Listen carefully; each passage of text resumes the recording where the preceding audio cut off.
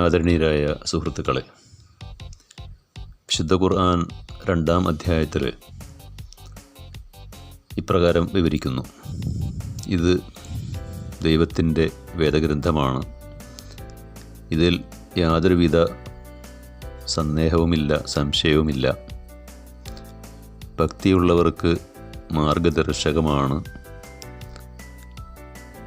ആ ഭക്തിയുള്ളവരുടെ സ്വഭാവം അവർ അതിഭൗതിക യാഥാർത്ഥ്യങ്ങളിൽ വിശ്വസിക്കുന്നവരും നമസ്കാരം കൃത്യമായി അനുഷ്ഠിക്കുന്നവരും ദൈവം നൽകിയിട്ടുള്ള വിഭവങ്ങളിൽ നിന്ന് ആവശ്യക്കാർക്ക് ചിലവഴിക്കുന്നവരും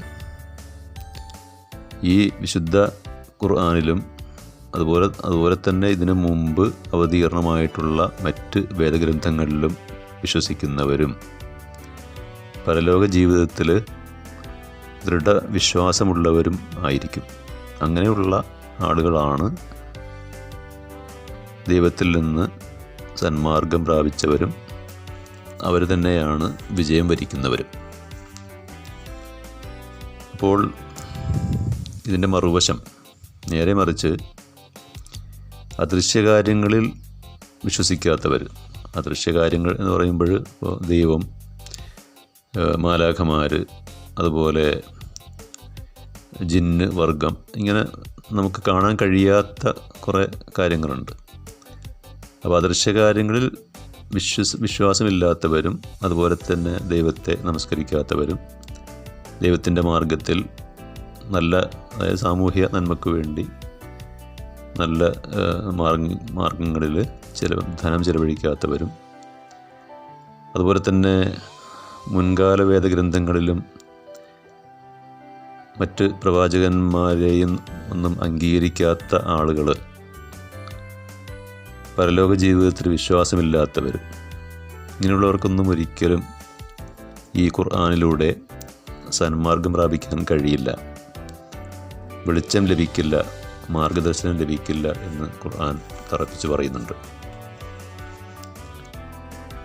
ഈ ഖുർആൻ എന്ന് പറഞ്ഞാൽ അത് ജീവിതത്തിൻ്റെ സകലമാന രംഗങ്ങളിലും, വ്യക്തിജീവിതം മുതൽ കുടുംബം, സമൂഹം, രാഷ്ട്രം, അന്താരാഷ്ട്രീയ രംഗങ്ങൾ വരെ അവയൊക്കെ എങ്ങനെ കൈയാളണം, എങ്ങനെ നയിക്കണം, എങ്ങനെ ഭരിക്കണം, എങ്ങനെ ഇടപെടണം എന്നൊക്കെ വളരെ വ്യക്തമായി നിർദ്ദേശിക്കുന്ന ഒരു സമ്പൂർണ്ണ നിയമ സംഹിതയാണ്. പക്ഷേ ഈ വിശുദ്ധ ഖുർആൻ സമർപ്പിക്കുന്ന ഈ വ്യവസ്ഥകളും നിയമങ്ങളും തത്വങ്ങളും അത് പ്രയോഗവൽക്കരിക്കുമ്പോൾ മാത്രമാണ് അതിൻ്റെ ഗുണങ്ങൾ സമൂഹത്തിൽ പ്രകടമാകുക.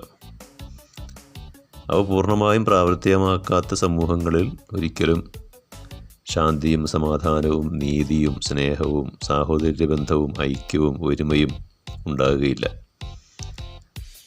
അതോടൊപ്പം തന്നെ മരണാനന്തര ജീവിതത്തിൽ വിജയം വരിക്കണമെങ്കിലും ഈ ഖുർആനിന് അനുസൃതമായി തന്നെ മനുഷ്യൻ ജീവിക്കേണ്ടതുണ്ട് എന്ന് ഖുർആൻ ശക്തിയായി മനുഷ്യ സമൂഹത്തോട് ഉപദേശിക്കുന്നുണ്ട്.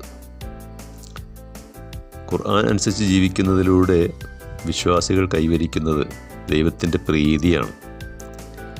ദൈവത്തിൻ്റെ പ്രീതി കരസ്ഥമാകുമ്പോഴാണ് ഈ ലോകത്തും പരലോകത്തും ശാന്തിയും സമാധാനവുമായി ജീവിക്കാൻ കഴിയുക എന്ന് ഖുർആൻ അടിവരയിട്ട് നിരവധി സൂക്തങ്ങളിൽ ഉത്ബോധിപ്പിക്കുന്നുമുണ്ട്.